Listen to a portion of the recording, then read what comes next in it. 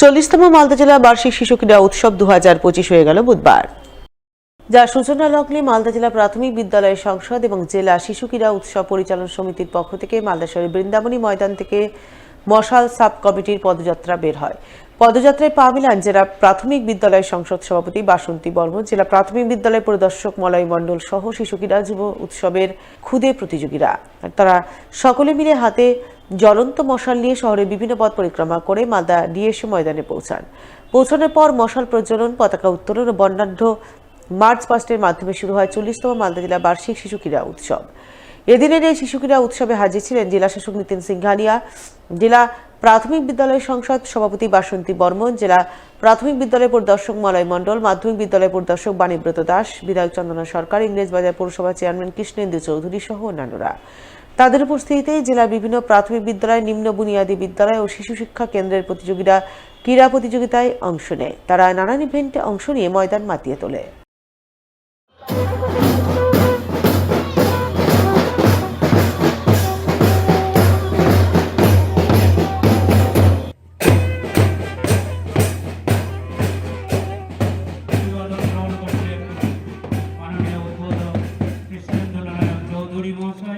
আমাদের 7টি জনের প্রতিযোগিতা এই মুহূর্তে মার্চ পাস্টে অংশ নিয়েছে।